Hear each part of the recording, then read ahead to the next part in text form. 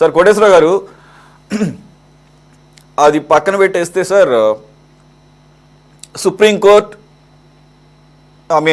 Top court in our country, apex court అంటారు కదా, మరి ఆ కోర్టు ఏదైతే అబ్జర్వ్ చేసిందో లోక్సభలో సంబంధించి ఎల్ఓపికి లీడర్ ఆఫ్ అపోజిషన్గా గుర్తించడాన్ని, ఆబ్వియస్గా కింది కోర్టులు దాన్నే ప్రెసిడెన్స్గా ఫాలో అవుతాయి.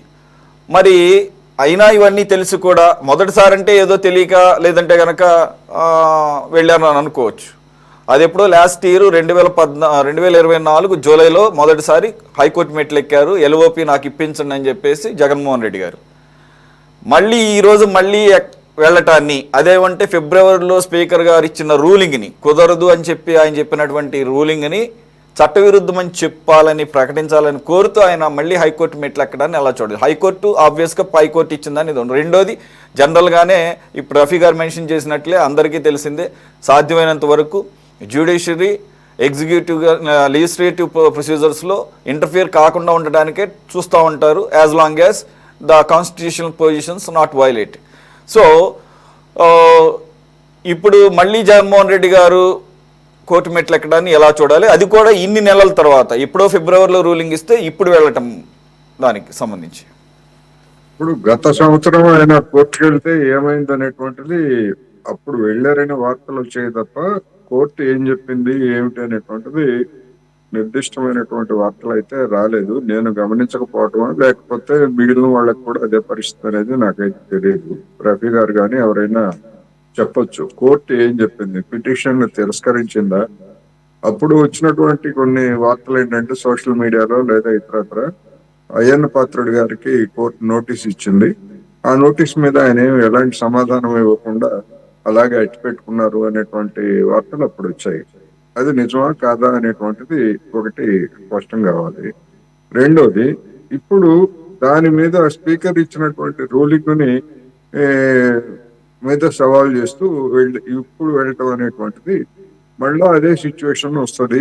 ఆయనకేమి కోర్టులో రిలీఫ్ అయితే వచ్చేటువంటి అవకాశం లేదనేది మాత్రం స్పష్టంగా చెప్పవచ్చు. ఎందుకంటే ఇంతకాలం ఎందుకు ఆగారు అనేటువంటిది ఒక ప్రశ్న అయితే, ఇప్పుడు ఎందుకు వెళ్ళారు అంటే మళ్ళా ఏదో ఒక విధంగా మీడియాలో ఈ అంశాన్ని అంటే చావకుండా లేకపోతే జనం మర్చిపోకుండా మీడియాలో ఏదో ఒక రూపంలో ఉండటానికి తప్ప మరొక ప్రయోజనం ఏమి లేదనేది మాత్రం స్పష్టంగా కనిపిస్తుంది. అందుకని ఇప్పుడు ఆయన ఏం చేస్తారు ఏమిటి, లేకపోతే ఎట్లయితే ఏదైనా రిలీఫ్ వస్తుందని ఏమన్నా ఎవరికైనా ఆయనకి ఏమైనా సలహాలు ఇచ్చారా, అటువంటిది ఏదన్నా ఉండాలి. అందుకని గతంలో ఉన్నటువంటి కేసు, మరి గతంలో ఎల్ఓపిగా మరి కోర్టు అసలు స్వీకరించిందా లేదా అనేది కూడా నాకైతే అనుమానం ఆ కేసుని. అందువలన ఇప్పుడు కూడా జరిగేది ఏమి లేదు. 2 రోజులు 3 రోజులు దాని మీద విచారణ వాదనలు మీడియాలో వస్తాయి, మనలాంటి వాళ్ళని చర్చించుకుంటాం, ఆ తర్వాత మళ్ళీ ఎప్పటికాలు ఇట్టిట్టే అన్నట్టుగా అది సాగుతుంది అనేది మాత్రం స్పష్టంగా కనిపిస్తుంది. అయితే ఈ లోపల మరి ఎమ్మెల్యేల్లో కూడా అంతర్మథనం ఖచ్చితంగా సాగుతుంది, ఒత్తిడి పెంచుతారు. నేను అనుకోవటం ఏమిటంటే, అంటే 60 రోజుల గడువు అనేటువంటిది దగ్గర పడే లోగల ఒక రోజు లేకపోతే ఇంకొకసారి వెళ్ళి హాజరు వేయించుకొని అంటే సాంకేతికంగా ఆ అనర్హత వేటుని తప్పించుకోవచ్చు. అయితే ఇక్కడ రూల్ పొజిషన్ ఏంటంటే గతంలో జరిగినటువంటి దాని ప్రకారం స్పీకరు తీర్మానాన్ని సభ ముందు ఉంచుతారు, సభ ముందు ఉంచిన తర్వాత సభ ఆమోదం తర్వాత మాత్రమే సభ్యత్వం రద్దవుతుంది. స్పీకర్ ఏకపక్షంగా డిక్లేర్ చేయడానికి నిబంధనలు లేవు, సభ ముందు పెట్టాలి. అందువలన సరే అది సభలో మెజారిటీ ఉంది కనుక తెలుగుదేశం జనసేన బీజేపీ కూటమికి ఆటోమేటిక్ గా అది పోతుంది, అది పెద్ద సమస్య కాదు. అందువలన ఇప్పుడు కేవలం ఒక ప్రచారం కోసం లేకపోతే జనంలో మళ్ళీ చర్చ కోసం తప్ప మరొక పర్పస్ ఏమి లేదనేది మాత్రం నాకు అనిపిస్తాం. అయితే కోటేశ్వర గారు, దాంతోపాటుగా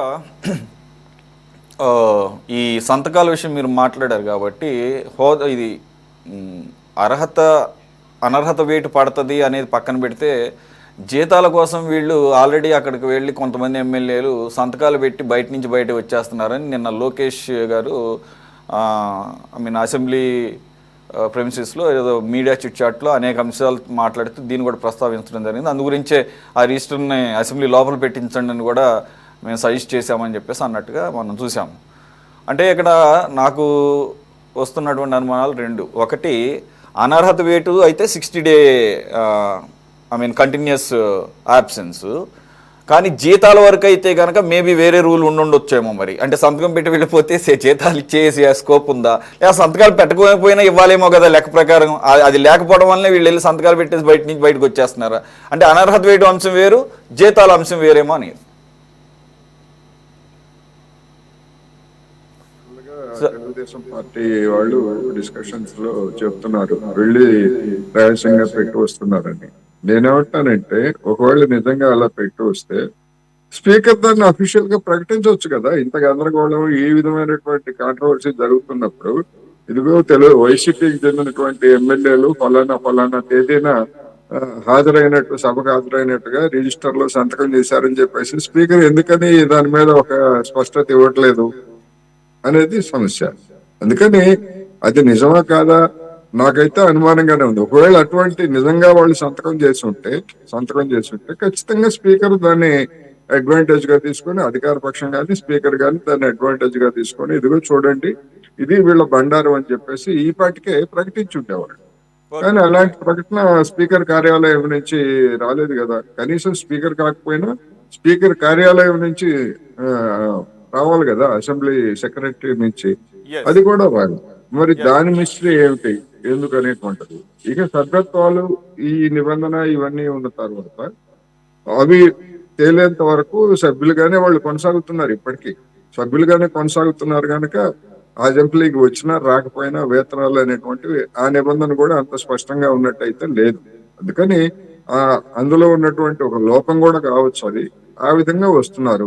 లేదు అసెంబ్లీ స్పీకరే చొరవ తీసుకొని నో వర్క్ నో పే అన్నట్టుగా అసెంబ్లీకి రాకపోయినా లేకపోతే ఇతరత్ర దానికి సంబంధించినటువంటి రూల్స్ ఏమైనా ఉండేట్లయితే వాటిని కూడా బయటకు తీసి నిజానికి అటువంటి రూల్ ఏదైనా ఉన్నట్టు అది సరైనటువంటి రూల్ లేదని అర్థం అవుతుంది. ఎందుకంటే సార్ ఈ మధ్య రీసెంట్ గా తిరుపతిలో జరిగినటువంటి కన్వెన్షన్ లో లోక్సభ స్పీకర్ బిర్లా గారి ఎదురుగా ఉన్నప్పుడే మన స్పీకర్ అయ్యన్న పాత్రుడు గారు ఆయనకు ఒక సూచన చేశారు. ఇటువంటి పరిస్థితి మా రాష్ట్రంలో ఉంది కాబట్టి నో వర్క్ నో పే అనేది దాని మీద ఒక అన్ని అసెంబ్లీలకి లోక్సభతో పాటుగా ఒక సజెషన్ లాగా లేదా ఒక రూల్ లాగా పాస్ చేయండి అని చెప్పేసి ఆయన రిక్వెస్ట్ చేయడం దాన్ని బట్టి చూస్తే సరైనటువంటి రూల్స్ ఫ్రేమ్ చేయలేదని అర్థమవుతుంది. రఫీ గారు, you got any clarification quickly?